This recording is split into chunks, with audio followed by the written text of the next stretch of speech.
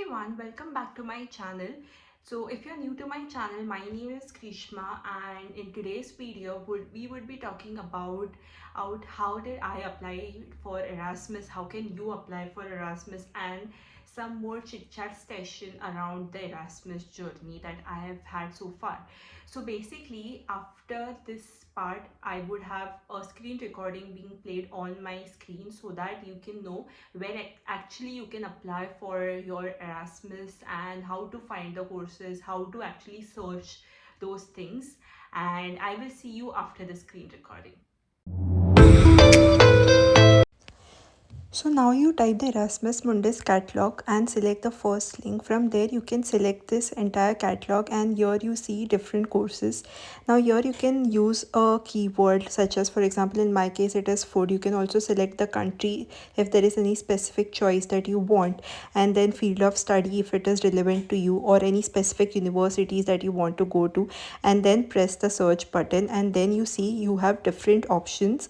Now all of these courses are under Erasmus Mundus scholarship criteria. So here you can find different courses and select any one, and then you see the course website that is getting opened. So I'm currently pursuing this particular master's program here in Europe, and similar to this particular course you can see any other course and open their website. For example, this is the second website. So in this website you find all the relevant details that you need, example, the criterias, the eligibility, etc. Instead of the food you can put any other keyword, let's say sustainability, since it's a very high tech topic right now, and then you see a number of course list as per that particular keyword, and the similar logic follows this particular course also.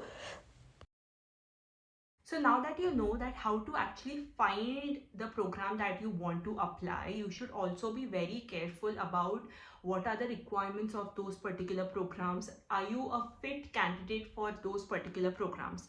So now every single Erasmus thing that you apply to has different requirements.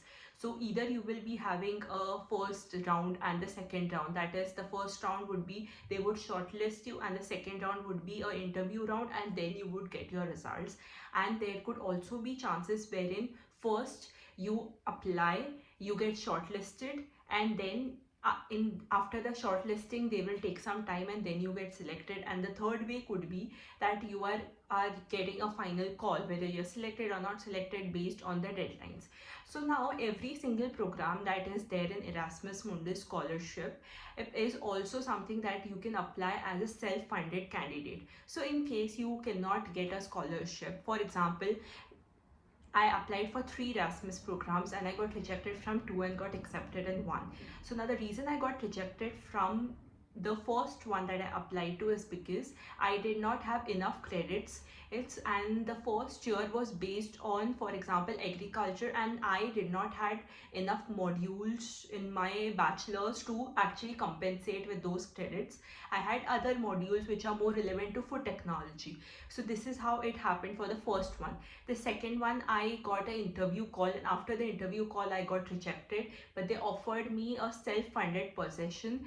But I knew that I am not capable enough to fund myself, so I could not take that opportunity. But if you can, then you should definitely go to. So what I learned from my entire experience is that for interview rounds it's not that difficult. It is something that you have already written in your SOPs and in your or resume. They just ask you about that, they just want you to know better.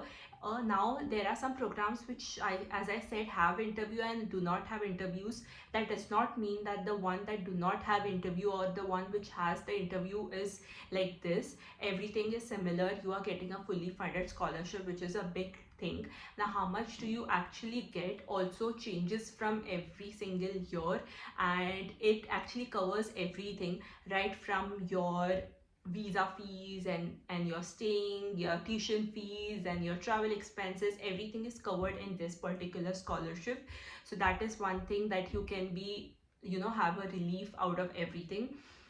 But there is one caveat, is that when you initially apply and you get selected and you have to actually book your flights, buy your luggage and everything, that is the point where you have to invest. So you need to have some savings. For example, I worked for 2 years. I had saved enough amount of money so that I can fund myself, and I started my preparation a year before I was actually going to apply. And that's how I could have enough money, because you have to do budgeting. If you're talking about flights to Europe, it could actually range from 50 to 60,000 in rupees. So you have to have that much. Then you have to buy a luggage. So if you go and buy on some sale period, for example, I bought it during the sale period, so you can get 3 bags in like 7,000 or 10,000. So all of those things you have to take care in the initial time frame. So when you're applying, have everything in mind, because a clear vision is very important when you're applying for such a big scholarship and trying to do such a big thing. So that is very important of having these things in your mind. Apart from that, actually when you're applying, you need a SOP, you need a resume. A video on that is there on my channel. So now, apart from having a SOP and a resume in place, you should also have a reference letter. Now reference letter, no matter where, if you are a bachelor student or already working, try to get as much of reference letters as possible, and especially from professors if you're in your university who have a good amount of research and whose name is already there on Google Scholar. You can actually find that they have been referenced and back and forth again and again. Take references from those professors, try to put that thing in your particular entire portfolio. Then if you're working, get it from your leader or your head or your boss, whosoever it is. Try to have as much as reference letters. Of course it is optional. Some programs, it's mandatory, for some it's not, but it's always good to have enough reference letters so as to back up your entire CV. Now when I'm okay, also when I'm talking about the CV, let me get this thing very clear. Have clickable links on your CV. Have a good LinkedIn account, because you never know, they may backtrace you using LinkedIn, because that is something that everyone these days is using. So yes, CV is important, but having LinkedIn written on your, a link of LinkedIn on your CV is important, and they can actually click that link. That is also very important. So if you keep these things in mind, and if you put everything in place, have a nice portfolio, then I'm sure there's nothing that can stop you from getting this Erasmus Mundus scholarship. Also, every single year, 3 people from one particular country are being accepted. So for example, from India there would be 3 people, from Pakistan 3 people, from Bangladesh 3 people. So in that way you would have a cohort which has a lot of diversity. So that is another good experience that you can have as an Erasmus Mundus student. One more reason why, apart from the academical success that you would get, the alumni network that you might get, one more thing that would add to your experience getting to travel to these many places is experiencing new things, is something also that this entire journey would entail. And at the end of this video, I would like to give you few resources. It is there in my comment section, some videos of some people who I used as a guiding force. Of course this video would help you, but there are some things which even I would not have been good at, or something that I would have missed. So you can check out this particular list of videos or channels. That would definitely help you.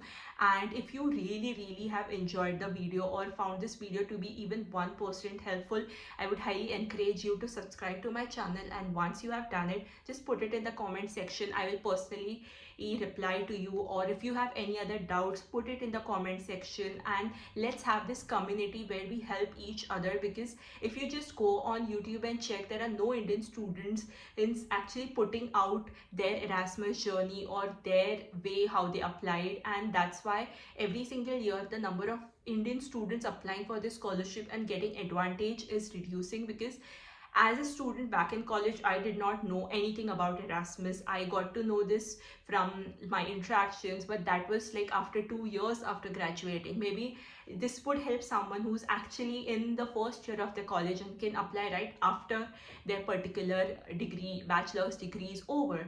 So this would definitely be a great help. And if you want any other video or have any other suggestions, put it in the comment section, so I'll make that video for you guys. Till then, stay tuned and see you in my next video. Bye bye.